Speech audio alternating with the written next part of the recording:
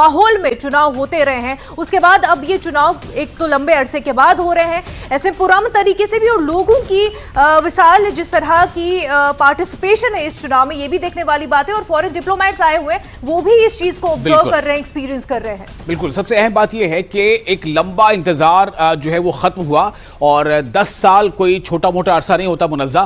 काफी लंबे अरसे के बाद जो जम्मू कश्मीर की आवाम की, जम्मू कश्मीर की तमाम पॉलिटिकल पार्टीज की, तमाम लोगों की ये मांग थी, ये मुतालबा था कि जल्द से जल्द वहां चुनाव कराए जाएं, तो वो मौका आ चुका है। और 3 फेजेस में ये चुनाव होने थे, पहला फेज पूरा हो चुका है, दूसरा फेज चल रहा है। और सबसे अहम बात यह है कि जो डेलीगेशन है वो इस वक्त लोगों के बीच वहां पर है, वो मौजूद है, वो समझ रहा है, देख रहा है कि किस तरह से चीजें हो रही हैं। और इस पे भी कोई दो राय नहीं है मुनज़्ज़ा कि एक लंबा अरसा जरूर गुजरा, लेकिन वहां पर अब जो माहौल हो रहे हैं, जिस माहौल में चुनाव हो रहे हैं, ये माहौल पिछले चुनावों के माहौलों से अलग है। बिल्कुल, ये माहौल जो है हम पहले नहीं देखते थे, लेकिन इसको लेकर के भी जब क्योंकि कई रिपोर्ट्स सामने आती है, नौजवानों से लगातार जो बात होती है, तो उनका ये कहना है कि इस बार जो आप ये बदलाव देख रहे हैं, जो पार्टिसिपेशन देख रहे हैं, ये इसलिए कि वी वांट टू एक्सप्रेस, ये हमारा एक तरीका है खुद को एक्सप्रेस करने का, हमें मौका मिला है कि हम बोले, अपनी आवाज रखें। तो ये एक बदलाव जो है उस तरीके से भी देखने में जम्मू कश्मीर में मिल रहा है। यही बात है। आप चाहे किसी उम्मीदवार को चुनते हैं या किसी पार्टी को तरजीह देते हैं, तो दरअसल आप अपने आप को एक्सप्रेस कर रहे होते हैं कि हमारी डिमांड क्या है, हमारी तरजीहात क्या है। तो इस तरह से ये एक्सप्रेशन उस पर क्या जाहिर हो रहा है। और जमहूरियत का तकाजा ये है कि आप जमहूरी निजाम में खुद को शामिल करते हुए अपने आप को एक्सप्रेस करें। आप जमहूरी निजाम से दूर होकर के एक्सप्रेस नहीं कर सकते। शायद इसीलिए हम देख पा रहे हैं कि एक तरफ जहां पहले बॉयकॉट की कॉल होती थी, हड़तालें होती थी, लोग चुनाव का बहिष्कार करते थे, लेकिन शायद लोगों को समझ में आया कि हम चुनाव का बहिष्कार करके या बॉयकॉट करके शायद ये तरीका हमारा सही नहीं है एक्सप्रेस कर पाने का। तो चाहे वो जिस तरह से भी खुद को एक्सप्रेस करें, जिसे भी चाहे वो चुने, चाहे पार्टी या नुमाइंदा, लेकिन सवाल यहां पर यह है कि आप पॉलिटिकल फ्रे का एक हिस्सा होते हैं, डेमोक्रेटिक प्रोसेस का हिस्सा होते हैं। अब नजर बिलाल हमारे साथ जुड़े हुए। जी, बिलाल, आप कहां पर मौजूद हैं इस वक्त? काफी बड़ी तादाद में लोग आपके पीछे नजर आ रहे हैं। जी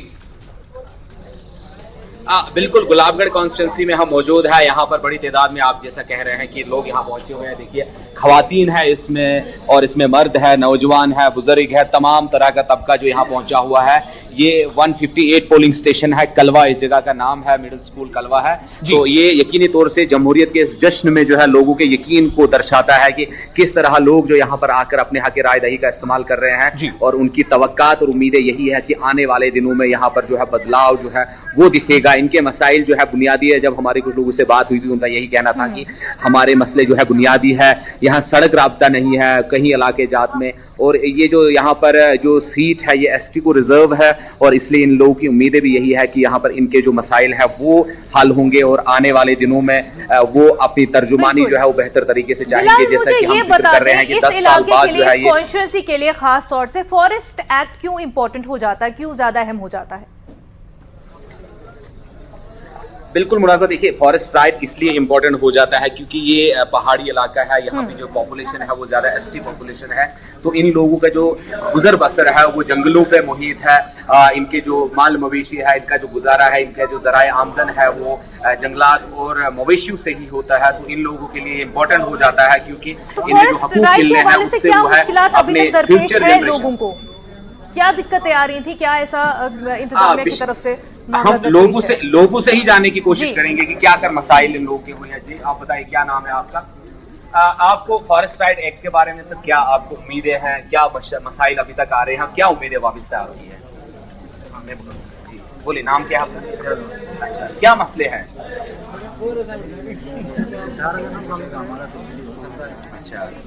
आपको लगता है कि फॉरेस्ट राइट एक्ट जो है मिलना है, जो आप लोगों को हकूक दिए जाने हैं वो अब मिलेंगे? पहले आपको मिले हक, वो नहीं मिले? जंगलों को बचाने के लिए, जमीन रिजर्व करने के लिए।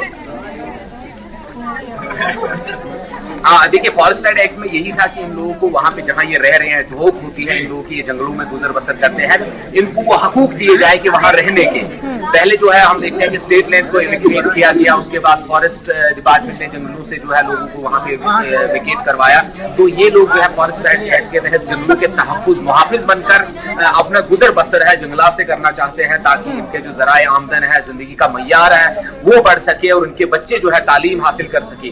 क्योंकि इनके जब हकूक नहीं नहीं होते हैं उस फॉरेस्ट लैंड पे, तो इनके जो कागजात बनने होते हैं वो नहीं मुकम्मल हो पाते हैं, चाहे किसी भी प्रोसेस में इन लोगों को शामिल होना होता है। तो इन चीजों को लेकर जो है ये काफी उम्मीद है कि आने वाले दिनों में जो है हमें वो हकूक मिलेंगे और हम लोग जो है अपनी जिंदगी का मय्यार जो है बेहतर कर सकेंगे। और सबसे बड़ी बात है, जो फॉर फ्लंग एरियाज में लोग रहते हैं उनको जो बिजली, पानी और रास्ता और तालीमी निज़ाम जो है, कुछ नौजवानों से भी हमने बात की, वो यही कह रहे थे कि हमारे इलाके जात में तालीम का फुकदान है, एजुकेशन इंस्टीट्यूशंस है बने हैं लेकिन उसमें स्टाफ की किल्लत है, कहीं पे स्कूल्स बने हैं वो अपग्रेड नहीं हुए हैं, दूसरी जगहों पर बच्चे जा नहीं पाते, यहाँ से रियासी जम्मू बच्चों को पढ़ने जाना पड़ता है। तो बहुत सारी फैमिली जैसी होती है, गरीब है, इनका जो ज़राए आमदनी उतना ज्यादा नहीं होता, तो अपनी तालीम जो है वो एफर्ट नहीं कर पाते हैं। तो लोग यही चाहते हैं कि इनके गिरद व नवाब महूर में, रियासी में यहाँ पर कॉलेजेस हो, यहाँ पर हायर सेकेंडरीज हो और दीगर इंस्टीट्यूशन खोले जाए ताकि हमारे जो तालीम का जो मय्यार है वो बेहतर हो सके और उससे आने वाले दिनों में जो है समाज की धीरे धीरे से मजमूई जो तामीर होती है। जी बताइए,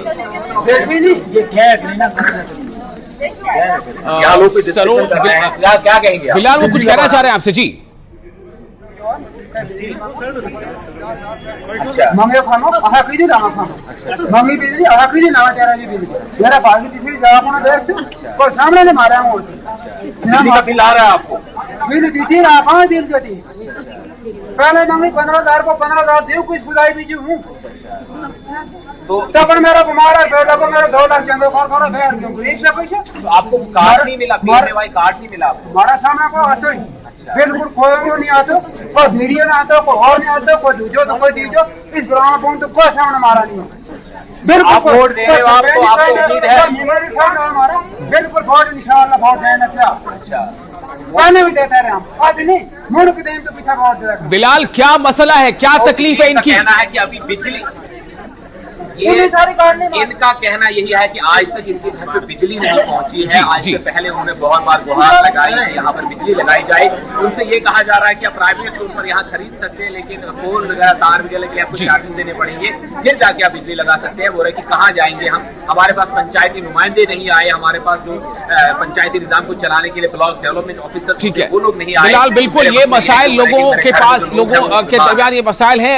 कई हलकों से लोगों ने ये बात की है कि बिजली की समस्या है, कहीं बिजली अगर पहुंच रही है तो बिजली के बिल बहुत ज्यादा आ रहे हैं, कहीं पानी की दस्तयाबी नहीं है। ये मसाइल तो है। बिलाल, मैं आपके पास दोबारा आऊंगा, मैं चाहूंगा कुछ खवातीन से बात करूं कि उनके मन में क्या है जब वो वोट देने के लंबे लंबे कतारों में लगी हैं और शायद ऐसा लग रहा है कि उन्हें काफी इंतजार करना पड़ रहा है। क्या वहां पर रफ्तार सुस्त हो रही है वोटिंग की, या फिर ये दोनों कतारों के लिए कोई एक ही ईवीएम अंदर पड़ी है? मैं इन सवालों को जवाब से लूंगा। बिलाल, अभी नहीं, फिलहाल आपके पास रुकता हूं। सरोज कफील जुड़ गए हमारे साथ। सरोज, आपको मेरी आवाज मिल रही है?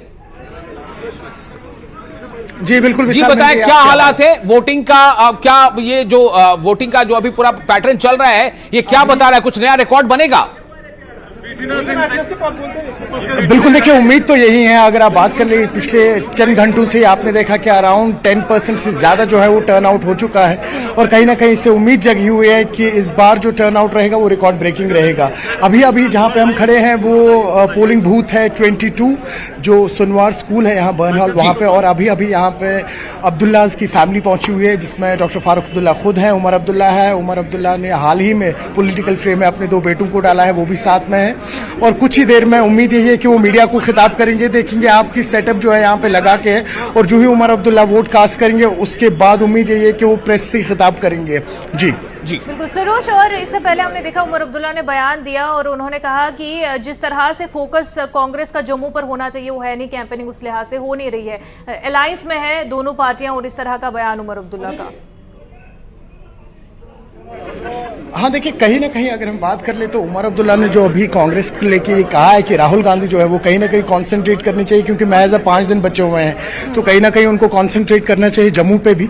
और आप देखेंगे कि जम्मू खित्ते में ही जो अलायंस बना हुआ है उसमें ज़्यादा सीट्स जो हैं वो जम्मू खित्ते में ही हैं, तो उसमें उन्होंने कुछ गलत नहीं कहा है। देखिए अगर हम बात करें तो कहीं ना कहीं आज भी आप देखेंगे कि राहुल गांधी ने 1 दिन पहले यहाँ दौरा किया था, आज फिर से सोपुर का उनका दौरा है, तो कहीं ना कहीं जम्मू जो है वहाँ पर अभी कांग्रेस लैग कर रहा है। जैसा आपने सुना कि उमर अब्दुल्ला ने यह भी कहा कि अभी कैंपेन स्टार्ट ही नहीं हुआ है, तो कहीं ना कहीं अब उम्मीद यही है कि आज जो सोपुर में राहुल गांधी रैली करेंगे उसके बाद शायद कहीं ना कहीं, क्योंकि ये लोग अलायंस में है, अगर इन लोगों की बातचीत हुई तो शायद इनको नेशनल कॉन्फ्रेंस की तरफ से ये एक सजेशन सजेशन या सुझाव भी मिलेगा कि अब जो आपका रुख है वो आप जम्मू की तरफ कर ले, क्योंकि काफी कम वक्त रहा है। आपको याद दिला दूं 2014 में भी कुछ ऐसा ही तालमेल बैठा था उस टाइम पे नेशनल कॉन्फ्रेंस कांग्रेस का, लेकिन एंड मौके पे उस टाइम पे कांग्रेस जो है उन्होंने डिसएग्री किया था और एंड मौके पे उन्होंने नेशनल कॉन्फ्रेंस का साथ छोड़ दिया था और तमाम सीट्स जो हैं कांग्रेस ने अकेले लड़ी थी यहाँ पे। खैर उस तरीके के प्रोस्पेक्ट्स दिखते हुए नहीं बन रहे हैं, लेकिन कहीं ना कहीं एक जो इंडिकेशन मिली है एनसी की तरफ से कांग्रेस को, ये आगे किस तरीके से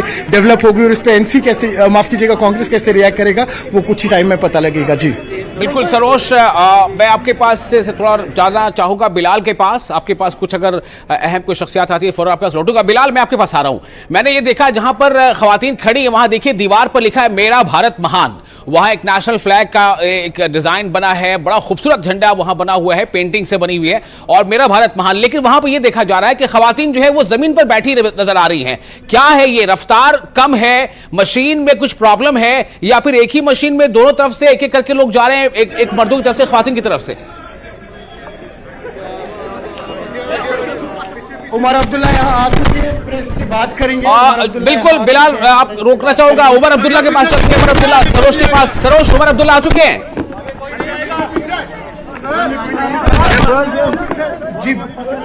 जी सरोज, उमर अब्दुल्ला वहां आ चुके हैं और अब मीडिया से खिताब करने जा रहे हैं। बिल्कुल, इसीलिए गहमा गहमी देखी जा रही है मुनज़्ज़ा। और उमर अब्दुल्ला जाहिर है एक बड़ा जो है वो सियासी चेहरा है और दो जगह से चुनाव लड़ रहे हैं, गांदरबल से और बडगाम से। उमर अब्दुल्ला को आप स्क्रीन पर देख सकते हैं। मुनज़्ज़ा, क्या लग रहा है उमर अब्दुल्ला ने दोनों जगह से इंतखाब क्यों किया? क्योंकि एक डर देखा जा रहा था गांदरबल से, उनको एक इनसिक्योरिटी जो है फील हो रही थी कि, और बारामुल्ला का जो उनका एक्सपीरियंस रहा पार्लिमानी चुनाव का वो साफ तौर पर उमर अब्दुल्ला के चेहरे पर दिख रहा था। यही वजह है कि 2 सीटें और इसी का इल्जाम उनके सामने जो खड़ी पार्टियां हैं उन्होंने भी लगाया। तो काफी गहमा गहमी फारूक अब्दुल्ला भी साथ में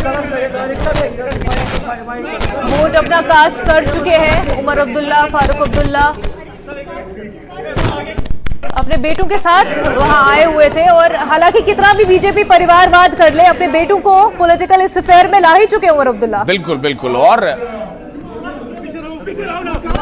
आप लोग अगर आपस में लड़ना बंद करेंगे तो 2 मिनट से बात करेंगे।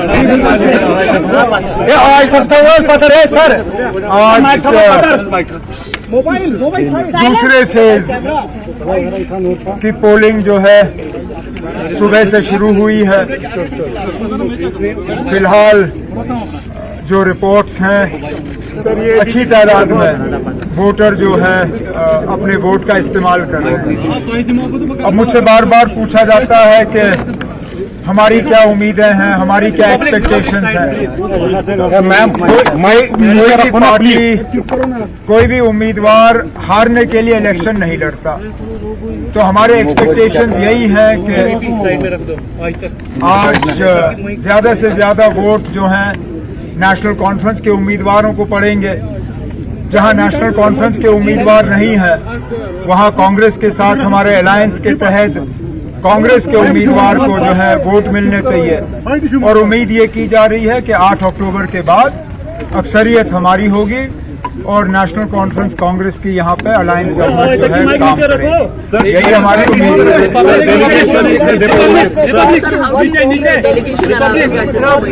ये डेलीगेशन के हवाले से समझ में नहीं आता। यही लोग जब जम्मू कश्मीर के बारे में कमेंट करते हैं तो गवर्नमेंट ऑफ इंडिया की तरफ से बयान आता है कि जम्मू कश्मीर जो है वो हमारा अंदरूनी मामला है, इस पे दूसरों की दखल नहीं होनी चाहिए। अगर दखल नहीं होनी चाहिए, अगर इनके कमेंट्स आपको नहीं चाहिए तो इनको यहाँ लाया क्यों जा रहा है? और वैसे भी यहाँ लोग वोट अपना इस्तेमाल या इलेक्शन में हिस्सा इसलिए नहीं ले रहे हैं कि वो गवर्नमेंट ऑफ इंडिया से बहुत खुश हैं। गवर्नमेंट ऑफ इंडिया की तमाम कोशिशों के बावजूद लोग यहाँ इलेक्शन में हिस्सा ले रहे हैं। नहीं तो यहाँ लोगों को तंग करने में, सताने में, परेशान करने में पिछले 6-7 साल से हुकूमत ने कोई कसर बाकी नहीं रखी है। इसके बावजूद लोग अगर इस इलेक्शन में हिस्सा ले रहे हैं तो ये लोगों की, मैं कहता हूँ इसका श्रेय लोगों को जाना चाहिए। लेकिन गवर्नमेंट ऑफ इंडिया कोशिश कर रही है कि इसका सारा क्रेडिट गवर्नमेंट ऑफ इंडिया को मिले, जो कि यहाँ के लोगों के साथ धोखा है। और अगर बाहर के डिप्लोमेट्स को लाया जा सकता है तो मुझे ये बताएं ना, बाहर के जर्नलिस्ट को इजाजत क्यों नहीं दी जा रही है? बाहर के किसी भी जर्नलिस्ट को जिन्होंने अप्लाई किया था इस इलेक्शन को कवर करने के लिए, उन्हें इजाजत नहीं मिली, लेकिन एक गाइडेड टूर टूरिस्ट की तरह इन डिप्लोमेट्स को लाके यहाँ इलेक्शन दिखाए जा रहे हैं। ये अच्छी बात नहीं है। सर थोड़ा ट्रेंड साउथ कश्मीर में काफी ज्यादा सुबह से ही वोटिंग देखने को मिली, लेकिन श्रीनगर थोड़ा स्लो है। आपको क्यों लग रहा है कि ऐसा हो रहा है? तब हमारी वोट डालने की आदत नहीं रही है। अब हम श्रीनगर के लोगों को 35 साल अपना वोट इस्तेमाल करने की आदत नहीं रही। हमें थोड़ा सा सीखना पड़ेगा दोबारा, मतलब घर से निकल के पोलिंग बूथ में जाना। लेकिन मैं उम्मीद करता हूं कि बाकी जो सराउंडिंग एरियाज हैं वहां के पोलिंग को देखने के बाद श्रीनगर के लोग भी निकलेंगे और अपने वोट का इस्तेमाल करेंगे, क्योंकि आखिरकार उनको भी अपने एमएलए पे जो है अपने एमएलए से काम मांगने का हक, और वो हक जो है वोट से शुरू होता है। उन्हें अपने एमएलए को चुनने में जो है अपनी आवाज बुलंद करनी चाहिए और फिर अपने एमएलए से जो है काम मांगने चाहिए। और कुछ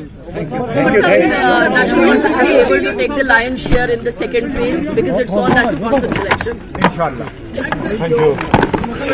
तो अब्दुल्ला खानदान के 3 जनरेशंस एक फ्रेम में, उनके दाएं बाएं उनके बेटे, having his back his father national conference president Farooq Abdullah.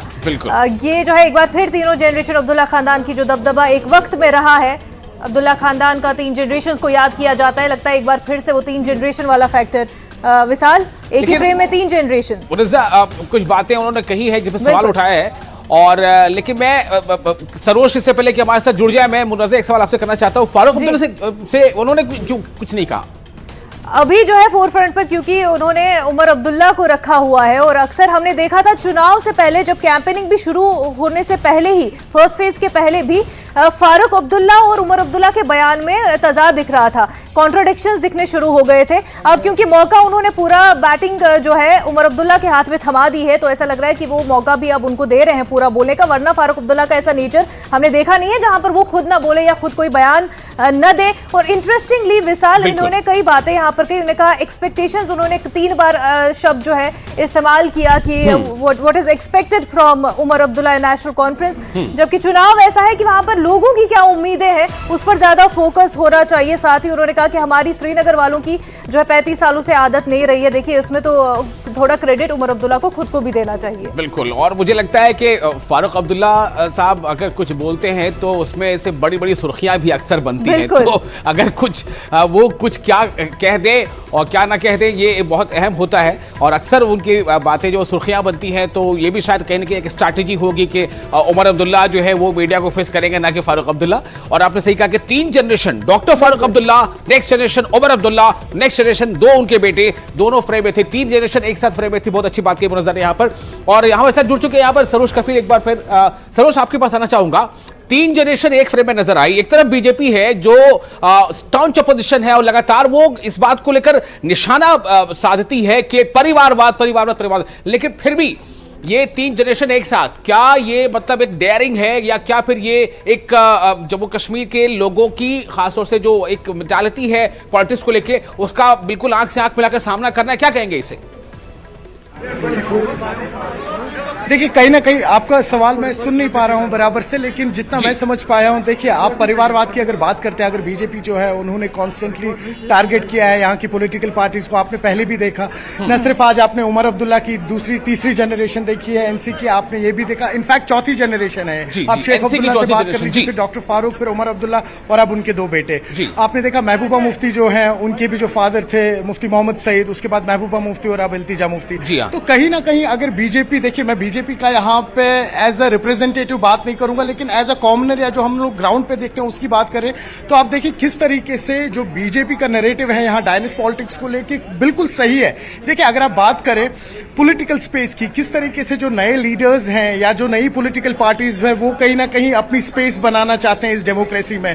आप देखिए कि 2014 से पहले यहाँ पे 3 पॉलिटिकल पार्टीज थी प्रीडोमिनेटली, अगर हम बात कर ले कांग्रेस, नेशनल कॉन्फ्रेंस या पीडीपी की, हालांकि और भी पार्टीज थी यहाँ पे, लेकिन उस तरीके से उन्हें पॉलिटिकल स्पेस मिल नहीं पाती थी। आप देखिए 2019-2020 के बाद, स्पेशली अगर आप देखिए इस बार के पार्लियामेंट्री इलेक्शंस जो हुए और अब असेंबली इलेक्शंस हुए, हाँ काफी ज्यादा लोग जो हैं, स्पेशली जो यहाँ की पॉलिटिकल पार्टीज है, ट्रेडिशनल पॉलिटिकल पार्टीज या लीडर्स है, उनकी ये शिकायतें हैं कि एक सिस्टमेटिक वे में इनके खिलाफ इंडिपेंडेंट कैंडिडेट्स को खड़ा किया है। लेकिन अगर आप उसी चश्मे को उल्टा घुमा के देखें तो आप ये भी देखिए कि कहीं ना कहीं जो वो कॉमनर है जिसे एक पॉलिटिकल स्पेस नहीं मिलती थी, यहाँ पे अब कहीं ना कहीं उसे वो पॉलिटिकल स्पेस मिल रही है, जो डेमोक्रेसी में हर एक का बेसिक राइट होता है। तो अगर कोई पॉलिटिकल स्पेस में अपना फील्ड बना रहा है तो उसमें कोई गिला शिकवा नहीं होना चाहिए, और इसमें भी कोई गिला शिकवा नहीं होना चाहिए कि अगर इनकी, हम सिर्फ अब्दुल्लाज की बात नहीं करेंगे या मुफ्तीज की बात नहीं करेंगे, कोई भी पॉलिटिकल पार्टी हो और उसमें आगे उनकी आने वाली जनरेशंस भी पार्टिसिपेट करें, तो they have all the rights to participate in that. बिल्कुल, हर एक को ये राइट रहता है कि वो डेमोक्रेटिक प्रोसेस में जो है पार्टिसिपेट करे, ये हक हर एक के पास है। सरोज, मुझे ये बताएं, क्योंकि आप कंटिन्यू ये फॉलो कर रहे हैं उमर अब्दुल्ला को भी, ऐसे मुझे बताएं what is your crux of his statements today? जी आप फिर से पूछें। सरोज, आपसे जानना चाह रही हूं कि जो कुछ स्टेटमेंट्स, जो कुछ बयान आज उमर अब्दुल्ला ने मीडिया के सामने दिया, कि आप उसको किस तरह से देखते हैं? What is your crux of it? देखिए, अगर हम उमर अब्दुल्ला की बात करें, देखिए इनका ये कहना कि श्रीनगर में वोटर टर्नआउट इसलिए कम रहता है क्योंकि पिछले 35 साल में जो इनका ये राइट था, फ्रेंचाइजी थी वोट की, उससे इनको वंचित रखा गया है। तो कहीं ना कहीं पे उमर अब्दुल्ला को यहाँ पे ये भी सोचना चाहिए कि ये सिर्फ श्रीनगर में नहीं है। इनफैक्ट जो हम अगर देखें, जो टेररिज्म से इफेक्टेड एरियाज रहे, वो फार फ्लंग एरियाज भी रहे, जिसमें हमने साउथ कश्मीर देखा है, नॉर्थ कश्मीर देखा है, तो वहां पे तो ऐसा कुछ नहीं है, वहां पे तो लोग जोक दर जोक बाहर आ रहे हैं। तो कहीं ना कहीं अगर आप बात कर ले तो ये एक रीजन नहीं हो सकता कि श्रीनगर में, क्योंकि पिछले 35 साल से इनके साथ जिस तरीके की एट्रॉसिटीज हुए उसके कारण ये बाहर नहीं आ रहे हैं। दूसरा, इन्होंने कहा कहीं ना कहीं जो कांग्रेस को लेकर भी बात हुई, इनडायरेक्ट वे में इन्होंने इस वक्त खुद ही जवाब दिया, जैसे अभी आप सवाल पूछ भी रहे थे कि कहा कि जम्मू में क्यों नहीं कैंपेनिंग स्टार्ट होती, तो इन्होंने कहीं ना कहीं इनडायरेक्ट वे में ये जवाब भी दे दिया कि यहाँ पर हम कांग्रेस के साथ एक साथ लड़ रहे हैं। और शायद इनको पता लग गया होगा कि जो इन्होंने सुबह स्टेटमेंट दिया है, वो जो ऑपोजिशन है उस पर अब उन्हें एक और राजनीति मिल चुकी है खेलने को। तो कहीं ना कहीं उन्होंने अपने आप को पॉलिटिकली करेक्ट किया और कहा कि यहाँ पर हम अलायंस में कांग्रेस के साथ लड़ रहे हैं, और कुल मिला के जो इसके बाद का फोकस है वो साउथ नॉर्थ कश्मीर पे रहेगा। और ओवरऑल हम बात करें तो जैसे अभी उमर अब्दुल्ला ने भी कहा है कि इसमें शुक्रगुजार किसी भी सेंटर को या किसी भी गवर्नमेंट को नहीं देना चाहिए, इसका क्रेडिट जो है वो यहाँ के लोगों को देना चाहिए, वो जो डेमोक्रेटिक प्रोसेस का हिस्सा बन रहे हैं। लेकिन यहाँ पे एक और सवाल उमर अब्दुल्ला के लिए खड़ा होता है, बिल्कुल चलिए जो यहाँ के लोग हैं उनको क्रेडिट देना चाहिए, लेकिन लोग जो है वो आज पोलिंग बूथ पे पहुंचे कैसे है? तो कहीं ना कहीं जो एडमिनिस्ट्रेशन है, चलिए भले ही हम सेंटर की बात ना करें, लेकिन स्टेट लेवल पे, यूटी लेवल पे जो एडमिनिस्ट्रेशन रही है, उनके कलेक्टिव एफर्ट्स रहे, तब जाके आज कहीं ना कहीं जो आपका वोटर है सबकॉन्शियसली उसको एक अश्योरिटी है कि 35 साल में वो जिस तरीके से खुल के बाहर नहीं आया वोट करने के लिए, अब वो आ सकता है। तो ऐसा नहीं है कि हम आउट एंड आउट जो है क्रेडिट ना दें या डिस्क्रेडिट करें हम एडमिनिस्ट्रेशन को यहाँ पे। तो ये कुल मिला के इन्होंने 3 बातें कही हैं, पॉलिसीज भी सेंटर की, उस वजह से भी कई सारे फैक्टर्स रहते हैं कि क्यों लोग आ रहे हैं वोट देने के लिए, क्यों लोग